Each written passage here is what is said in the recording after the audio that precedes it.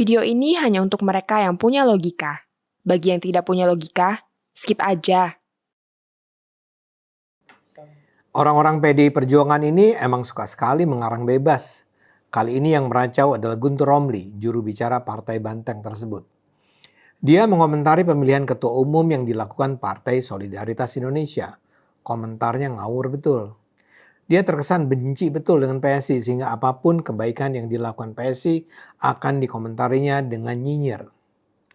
Sekarang ini PSI kan sedang menjalani proses pemilu raya untuk memilih ketua umum baru. PSI membuka tradisi baru dalam dunia partai politik Indonesia dengan menjalankan pemilu langsung dan terbuka. Dalam pemilu PSI ini, ketua umum akan dipilih langsung oleh setiap anggota yang memiliki kartu tanda anggota PSI. Jadi siapapun bisa mengajukan diri sebagai calon ketua umum. Tokoh yang bukan anggota PSI pun bisa maju sebagai calon ketua umum. Yang penting namanya diajukan oleh setidaknya 5 dewan pengurus wilayah di level provinsi. Kalau sudah jadi calon, nanti pada pertengahan Juli, 150.000 anggota PSI akan memilih melalui e-voting secara online.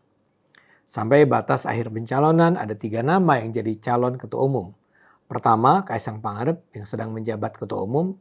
Kedua, Ronald Sinaga, wakil ketua Dewan Pimpinan Wilayah Jawa Barat PSI. Ketiga, Agus Herlambang. Semula dikabarkan Pak Jokowi juga akan maju sebagai calon ketua umum PSI. Namun belakangan Pak Jokowi berubah pikiran. Dia nampaknya tidak nyaman karena banyak relawan yang mendukungnya kecewa kalau Jokowi menjadi ketua umum PSI. Maklumlah, para relawan itu kan tersebar di banyak partai politik. Jadi kalau Jokowi jadi ketua umum, mereka mungkin akan mengundurkan diri dari barisan pendukung relawan Jokowi. Kaisang sendiri menyatakan ayahnya batal maju karena merasa tidak nyaman kalau dalam pemilihan ketua umum ini dia harus bertarung melawan Kaisang. Masa bapak lawan anak? Jadilah Jokowi mengurungkan niat jadi ketum PSI dan yang akan maju adalah hanya Kaisang. Pemilu langsung dan terbuka oleh PSI ini sebenarnya peristiwa penting buat politik Indonesia. Untuk pertama kalinya ada sebuah partai politik yang masih sangat muda melakukan pemilihan secara langsung dan terbuka. Saya adalah anggota PSI.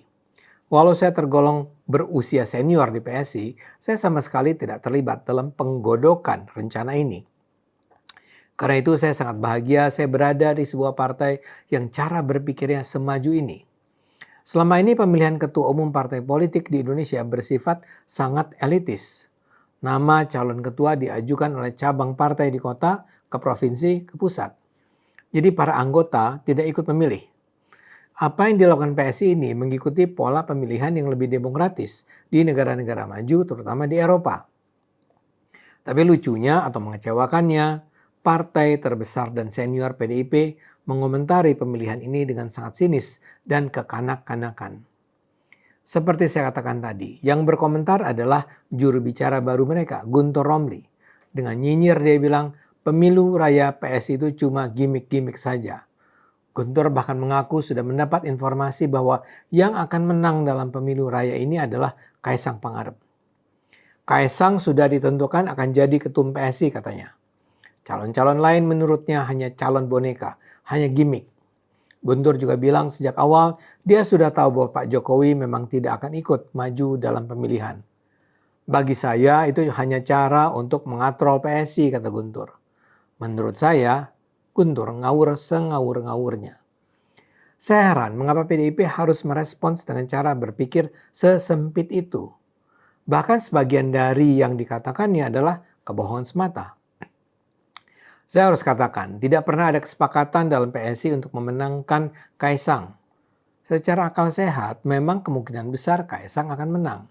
Dia memang lebih populer dari yang lainnya. Dia adalah petahana dan dia adalah putra Jokowi. Jadi peluang dia menang tentu saja besar. Tapi pada dasarnya pemilihan akan dilangsungkan seterbuka mungkin. Saya sendiri mungkin sekali akan memilih calon yang lain, Ronald Sinaga. Saya merasa Bro Ronald adalah contoh aktivis idealis yang tak mudah diajak berkompromi.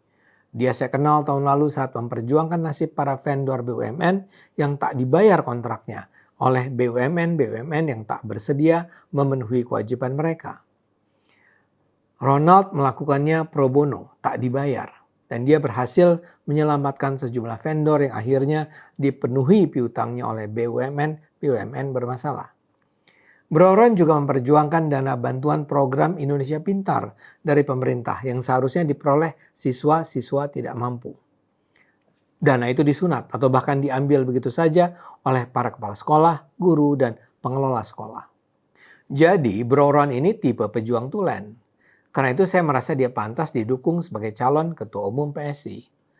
Calon satu lagi, Agus Herlambang, hampir-hampir saya tidak ketahui track recordnya. Bagaimanapun, kalau dia sampai didukung 5 DPW, pasti dia juga bukan orang sembarangan. Sekarang kembali ke Guntur dan PDIP. Kenapa mereka harus berkomentar dengan sangat sinis semacam itu? Saya duga karena mereka tak bisa terima bahwa PSI menjadi partai pertama yang menjalankan metode pemilihan ketua umum di partai seprogresif ini. Mereka marah karena mereka membenci Jokowi dan Kaisang adalah putra Jokowi. Dan mereka marah karena apa yang dilakukan PSI seperti mempermalukan PDIP. Seperti saya katakan, partai-partai politik di Indonesia umumnya tidak melakukan pemilihan ketua umum secara demokratis. Tapi PDIP tergolong yang paling tidak demokratis. Selama sekitar 30 tahun, PDIP dipimpin hanya oleh satu ketua umum, Megawati. Diperkirakan seandainya PDIP jadi berkongres tahun ini, yang kembali dipilih adalah Megawati. Sama sekali tidak ada calon yang bisa bersaing dengan Megawati. Apakah mungkin PDIP akan mengubah metode pemilihan ketua umum menjadi melalui pemilihan langsung dan terbuka seperti PSI? Saya rasa tidak.